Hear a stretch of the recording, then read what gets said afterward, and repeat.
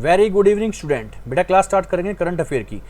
और देखिए 3 से 4 दिन हो चुके हैं, क्लास मैंने नहीं डाली क्योंकि इतना कोई लाजवाब करंट का क्वेश्चन था नहीं। अभी 10-12 क्वेश्चन जो कि आपके एग्जाम के पॉइंट ऑफ व्यू से जो क्वेश्चन बने हैं वो सारे के सारे क्वेश्चन इस क्लास में हमने डाल दिए हैं।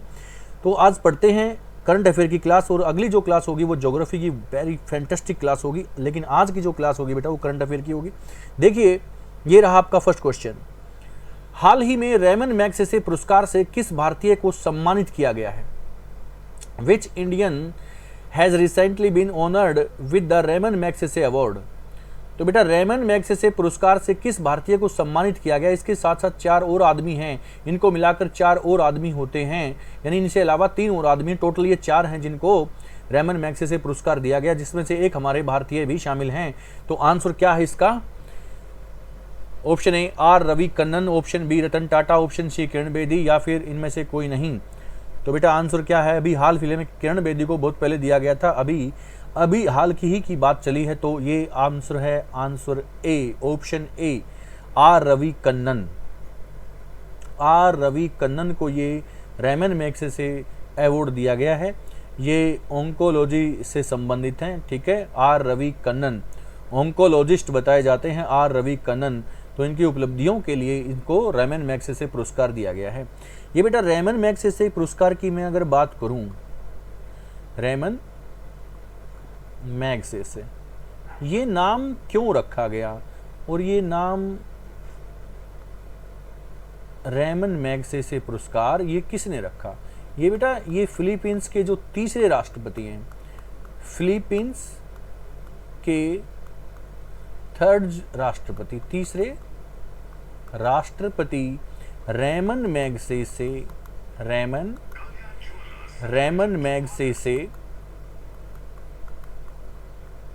के नाम पर ये नाम रखा गया है। तो रेमन मैग्सेसे राष्ट्रपति थे फिलीपींस के, और उनके नाम पर रेमन मैग्सेसे ही इसका नाम रखा गया। और बेटा ये रेमन मैग्सेसे जो अवार्ड है, रेमन मैग्सेसे जो अवार्ड आप देख रहे हो, ये कब से दिए जाते हैं? ये 1957 से 1957 से दिए जाते हैं। और रेमन मैग्सेसे को बेटा एशिया का सबसे बड़ा पुरस्कार कहते हैं। इसको एशिया का नोबेल पुरस्कार भी कहा जाता है। एशिया का नोबेल पुरस्कार भी इसको कहा जाता है। याद रहेगा, आपसे पूछेगा एशिया का नोबेल पुरस्कार किसको कहते हैं? रेमन मैग्सेसे को। रेमन मैग्सेसे नाम क्यों पड़ा? क्योंकि फिलीपींस के जो तीसरे राष्ट्रपति थे उनके नाम पर इनका नाम, इस अवार्ड का नाम रखा गया है रेमन मैग्सेसे, जो कि 1957 से स्टार्ट किया गया। अभी हाल ही में आर रवि कन्नन को ये पुरस्कार दिया गया है। ये बहुत ही महान ऑन्कोलॉजिस्ट हैं, इसलिए इनको ये दिया गया। तो काफ़ी रिसर्च की इन्होंने, ठीक है। तो क्वेश्चन नंबर 2 देखते हैं बेटा। अभी किस स्पेस एजेंसी में क्रू 7 मिशन को अंतर्राष्ट्रीय अंतरिक्ष स्टेशन में प्रक्षेपित किया गया है? Which space agency has launched crew 7 mission to be international space station? तो बेटा ये आंसर इसमें क्या है? Answer option A, option B, option C. देखिए नासा की जो स्पेस एजेंसी है ये कहाँ की है? ये यूएसए की है। इसरो की स्पेस एजेंसी ये कहाँ की है? ये भारत की है, जो कि अब कौन नहीं जानता है ना। इसरो स्पेस एजेंसी अपनी भारत की, इसने कमाल कर दिखाया है, सबको मालूम है कैसा कमाल किया ना। जाक्सा ये जापान की है। जाक्सा कहाँ की है? जापान की। तो ये कौन सी स्पेस एजेंसी है जिसने क्रू 7 मिशन को अंतर्राष्ट्रीय अंतरिक्ष स्टेशन में प्रक्षेपित कर दिया है? तो आंसर है बेटा इसका आंसर ए, नासा। तो नासा ये अमेरिका की स्पेस एजेंसी है, इसने अभी क्रू 7 मिशन को अंतर्राष्ट्रीय अंतरिक्ष स्टेशन में प्रक्षेपित कर दिया गया है। और इसके साथ साथ ये नासा के साथ साथ मैं बताऊं, देखो नासा स्पेस एजेंसी कहाँ की है? अमेरिका की। तो इसमें अमेरिका के आदमी हैं, अमेरिका के, डेनमार्क,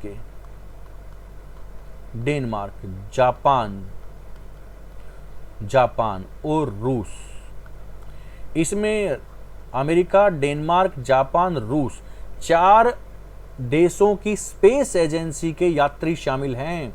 ध्यान से सुन लो, यूएसए, डेनमार्क, जापान और रसिया 4 देशों के इसमें स्पेस एजेंसी के यात्री शामिल हैं। वहां अंतरिक्ष स्टेशन में वो गए हैं, ठीक है ना। इनमें ये शामिल हैं यूएसए, डेनमार्क, जापान, रशिया के स्पेस यात्री इसमें शामिल हैं। बहुत इंपॉर्टेंट क्वेश्चन है। और ये स्पेस एक्स के द्वारा इसमें भी स्पेस एक्स का भी बड़ा योगदान है इसके अंतर्गत। नासा ने ये छोड़ा है, नासा ने प्रक्षेपित किया है, ठीक है ना। नासा, ये नहीं कि नासा की फुल फॉर्म क्या होती है बेटा, नासा की फुल फॉर्म होती है national aeronautics space administration. National aeronautics space administration ये कहाँ का, यूएसए का है। बहुत इंपॉर्टेंट पॉइंट्स हैं, ये बड़े ध्यान से सुनना। इस नासा ने तो प्रक्षेपित किया, लेकिन साथ में और भी तो स्पेस एजेंसी काम कर रही है। देखो नासा कहाँ की, यूएसए की है, फिर इसमें डेनमार्क की स्पेस एजेंसी है, फिर इसमें जापान की है, रसिया की इसमें रोसकोसमोस एजेंसी इसमें शामिल है, ठीक है। तो इन आदमी, ये जो स्पेस आदमी हैं यहाँ इन देशों के, वो भी स्पेस यात्री इनमें साथ में गए हुए हैं। Okay, question number 3। हाल ही में हाईकुई तूफान ने किस देश में तबाही मचाई है? हाल ही में हाईकुई तूफान ने किस देश में तबाही मचाई है?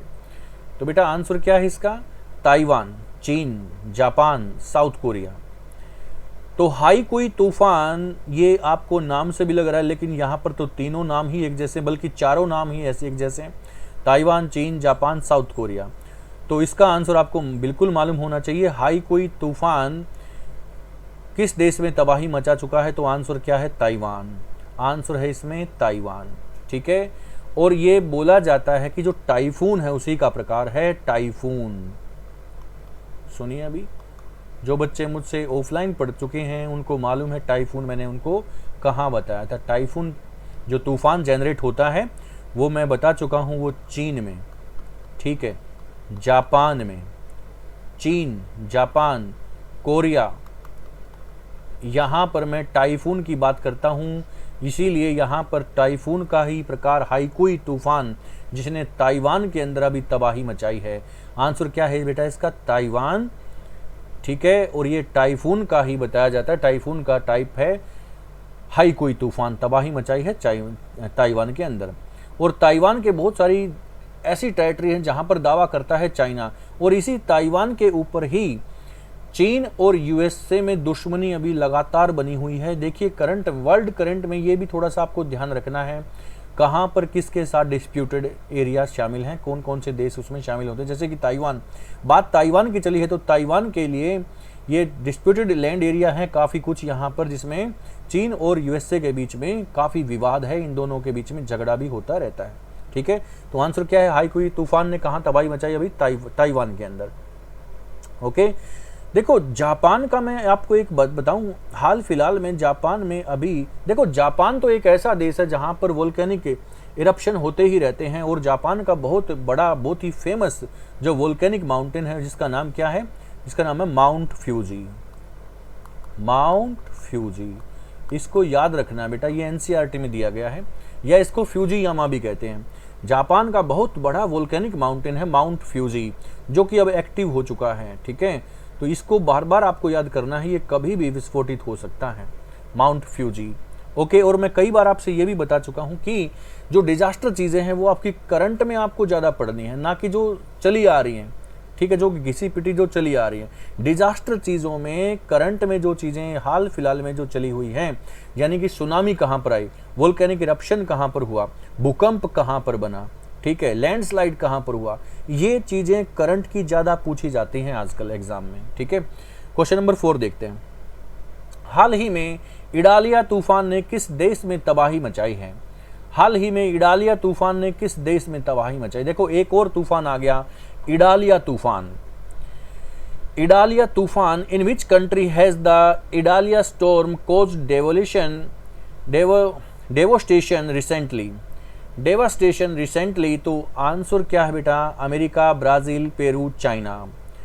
तो इडालिया तूफान ने बेटा, आंसर है इसका ए, अमेरिका। अमेरिका में अभी तबाही मचाई ही इडालिया तूफान ने, और अमेरिका में जगह है फ्लोरिडा। कहाँ की बात हो रही है, फ्लोरिडा में तबाही मचाई है इडालिया तूफान ने। और ये इडालिया तूफान बेटा 125 सालों का भयंकर, सबसे भयंकर तूफान बताया जाता है। 125 सालों का भयंकर तूफान बताया जाता है। 200 से ऊपर 200, 250, 300 किलोमीटर पर आवर तक यहाँ पर स्पीड से हवाएं चली हैं, जो कि बहुत भयंकर नुकसान उन्होंने वहाँ पर पहुँचाया है। ठीक है, कहाँ पर? फ्लोरिडा कहाँ पर? अमेरिका में। इडालिया तूफान, यहाँ पर मैं आपको बता चुका हूँ, ये तो इडालिया नाम वहाँ पर रखा गया, लेकिन वहाँ पर जो फेमस है वो सब लोगों को मैं बताता हूँ टोर्नेडो। बताया है मैंने, टोर्नेडो। एक और वहाँ पर मैं आपको बताता हूँ हरिकेन। ठीक है, हरिकेन। तो ये हरिकेन, टोर्नेडो, ये अमेरिका के अंदर बहुत ही नुकसानदायक वहाँ पर स्टॉर्म होते हैं, साइक्लोन होते हैं, तूफान होते हैं। ठीक है ना, ये साइक्लोन है टोर्नेडो और हरिकेन। स्टॉर्म यहाँ पर फ्लोरिडा में कौन सा आया है? इडालिया तूफान आया है अभी फ्लोरिडा में, और टोर्नेडो, हरिकेन वहाँ पर साइक्लोन, जो कि बहुत ही भयंकर तबाही लेके आते हैं। वर्ल्ड फेमस है टोर्नेडो, जो कौन नहीं जानता टोर्नेडो को। ठीक है, तो ये चीज़ें आपको ध्यान रखनी है। देखो, ये करंट में डिजास्टर चीज़ें हैं, इसलिए ये आपसे पूछी जा सकती है। दोनों के दोनों क्वेश्चन मैंने डाले हैं, इडालिया तूफान भी, और इसमें इससे पहले वाला जो क्वेश्चन था आपका हाईकोई तूफान, दोनों के दोनों करंट की हैं, इसलिए आपको जरूर याद होनी चाहिए। ओके, क्वेश्चन नंबर 6, 5 हम बाद में पढ़ेंगे। क्वेश्चन नंबर 6, इसमें कैमरे है इसको आप सही कर लेंगे। ये किस कैमरे से, इसको किसी मत करो, किस कैमरे से करो। किस कैमरे से प्रज्ञान ने चंद्रयान 3 के लैंडर विक्रम की पहली फोटो ली है? With which camera Pragyan took the first photo of Chandrayaan 3 lander Vikram? तो कौन से कैमरे से प्रज्ञान ने चंद्रयान 3 के जो लैंडर हैं, विक्रम लैंडर, उसकी फर्स्ट फोटो उसने ली है? तो वो कैमरा कौन सा है? तो कैमरे का नाम भी पूछ सकता है, कुछ भी पूछ सकता है बेटा जीएस में। ठीक है, तो उसका आंसर है नैवकैम।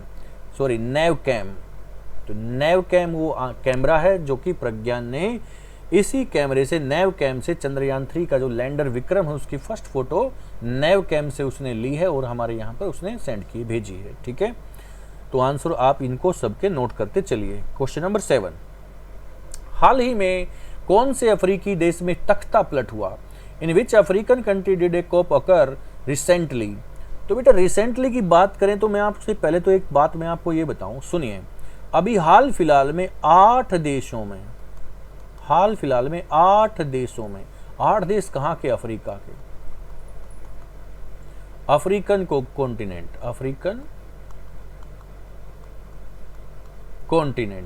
तो अफ्रीका कॉन्टिनेंट जो है इसके 8 देश, अफ्रीका महाद्वीप के 8 देशों में अभी तख्ता पलट हो चुका है, और ये 8वां देश है जिसका नाम है क्या? गैबान। तो गैबान, देखिए ऑप्शन सुन लीजिए, गैबान, दक्षिण अफ्रीका, मोरक्को या लीबिया, सभी के सभी ये अफ्रीकन कंट्री हैं, लेकिन आंसर इसमें है गैबोन या गैबान, इसका आंसर है ऑप्शन ए, गैबोन। तो 8 देशों में तख्ता पलटवार। ये जो 8 देश है ना, ये फ्रेंच कॉलोनीज थी पहले, ये फ्रेंच कॉलोनीज रह चुकी हैं, यानी कि फ्रांसीसियों के उपनिवेश से ये रह चुके हैं। फ्रांस के उपनिवेश, यानी कि फ्रांस जो देश है उसका कंट्रोल था इन 8 देशों पर। अभी वहाँ के राष्ट्रपति को हटाकर वहाँ की जो सेना है, वहाँ की जो आर्मी है, उन्होंने कंट्रोल कर लिया वहाँ के 8 देशों में, और ये जो मुद्दा है अभी बढ़ता ही जा रहा है। 8 देशों में तो वहाँ की आर्मी ने, वहाँ की सेना ने पूरे देश पर कब्जा कर लिया है, राष्ट्रपति को जेल में डाल दिया है, कईयों अपने तख्ता पलट करके हट चुके हैं। ठीक है, तो वहाँ की सेना वहाँ पर कंट्रोल करके बैठी है। तो 8वां देश बना अभी गैबोन, जो कि अफ्रीकन है। ठीक है, अगला क्वेश्चन देखते हैं बेटा, क्वेश्चन नंबर 8, हाल ही में विश्व संस्कृत दिवस कब मनाया गया? हाल ही में विश्व संस्कृत दिवस मनाया गया 30 अगस्त, 31 अगस्त, 1 सितंबर या 2 सितंबर? आंसर सोचा आप लोगों ने? विश्व संस्कृत दिवस अभी हाल ही में मनाया गया है 31 अगस्त को। कब मनाया गया है? 31 अगस्त को, 31 अगस्त। संस्कृत के बारे में आप लोग जानते हैं, संस्कृत भाषा विश्व की बहुत ही प्राचीन भाषाओं में शुमार होती है, और हमारे जो वैदिक जो श्लोक हैं वो संस्कृत भाषा में है। प्राक संस्कृत या वैदिक संस्कृत वो भाषा कहलाती है। ठीक है, तो आज संस्कृत का बड़ा महत्व है। आज के समय में जो विदेशी हैं, जो फॉरेनर हैं, हमारे इंडिया में आकर वो संस्कृत भाषा सीख रहे हैं, और हम अपनी संस्कृत भाषा अभी भूलते हुए जा रहे हैं। हम तो हिंदी भी भूलते हुए जा रहे हैं।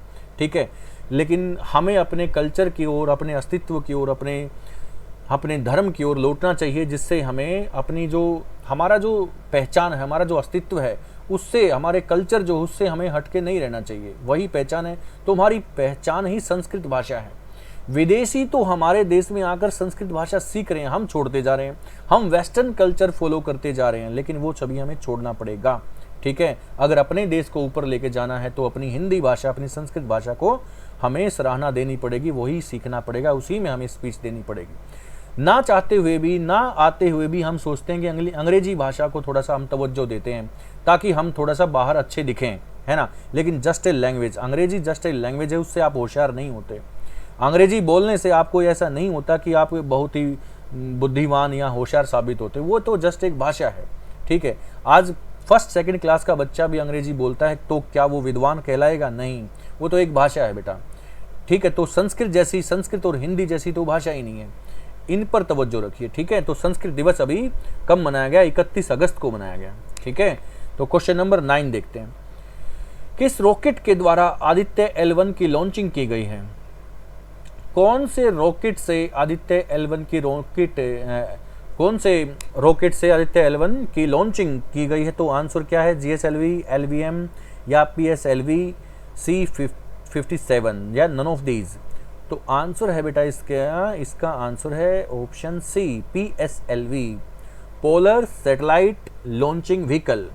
पोलर सैटेलाइट लॉन्चिंग व्हीकल, ये इसकी फुल फॉर्म है, पोलर सैटेलाइट लॉन्चिंग व्हीकल। तो इस रॉकेट से आदित्य L1 की लॉन्चिंग की गई। आदित्य L1, ये जो लैग्रेंज 1 पॉइंट है, यहाँ पर ये स्थापित होगा। ठीक है, एक L2 पॉइंट है जहाँ पर नासा का स्पेस क्राफ्ट वहाँ पर शामिल है, उसने वहाँ पर लॉन्चिंग कराई है, वहाँ पर लैंडिंग की है, वहाँ पर वो स्थापित है नासा का L2 पॉइंट पर। L1 पर हमारा होगा।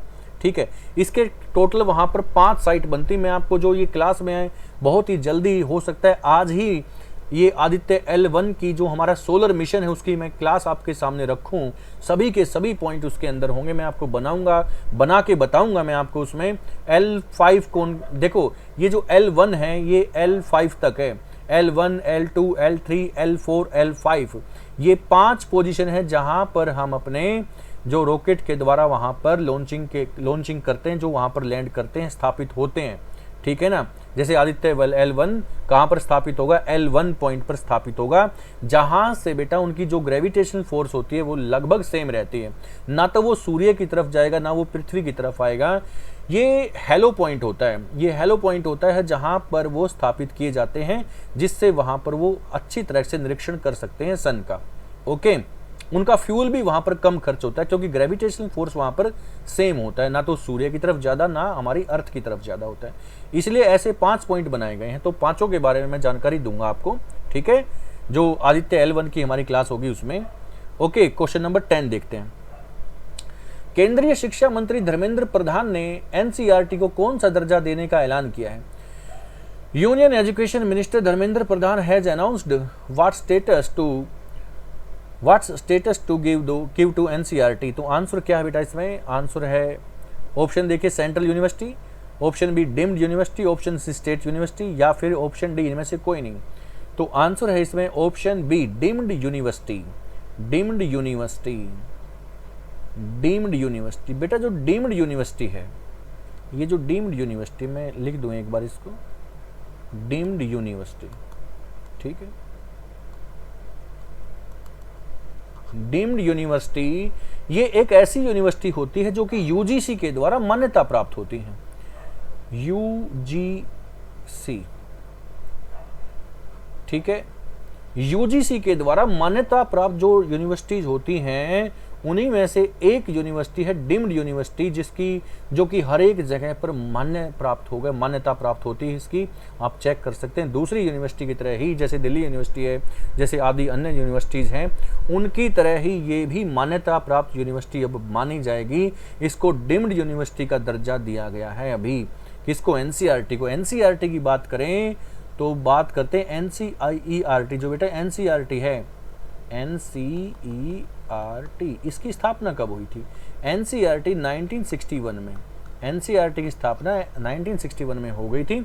और एनसीईआरटी की जो बुक्स हैं उनमें सिलेबस बहुत ही जल्दी, अभी जो नया पैटर्न आएगा उसमें आप देखोगे एनसीईआरटी के सिलेबस में काफ़ी कुछ चेंज आपको देखने को मिलेगा। और एनसीईआरटी की बुक्स अगर आपने ध्यान से पढ़ ली हैं तो आपका बेस मजबूत हो जाता है। आप कोई भी वैकेंसी में आप अपना क्वालिफाई कर सकते हैं, जॉब अच्छी तरह से ले सकते हैं। यूपीएससी में तो इन बुक्स का बहुत ही बड़ा योगदान होता है, ठीक है ना। चलो अगला क्वेश्चन देखते हैं बेटा, क्वेश्चन नंबर 5 जो हमारा बीच में छूट गया था। इंटरनेशनल क्रिकेट खेलने वाली पहली ट्रांसजेंडर डेनियल मैकगाहे किस देश से संबंधित हैं, कौन से देश की हैं? From which country is the first transgender Danielle McGahey to play international cricket? तो आंसर है बेटा इसके अंदर option A England, option B Canada, option C Australia या ऑप्शन डी यूएसए। तो आंसर सोचा आप लोगों ने, आंसर है बेटा इसका कनाडा, ठीक है। ये कनाडा की फर्स्ट ट्रांसजेंडर खिलाड़ी हैं। अब देखो ये फर्स्ट इंटरनेशनल क्रिकेट इन्होंने खेला है और इन्होंने अपने जैसे ही पता नहीं कितने और स्पोर्ट्स पर्सन का इन्होंने रास्ता खोल दिया है अभी, क्योंकि ट्रांसजेंडर में भी प्रतिभा तो होती है लेकिन उनकी बेचारों की वो थोड़ा सा समाज से कटे रहते हैं, ठीक है ना।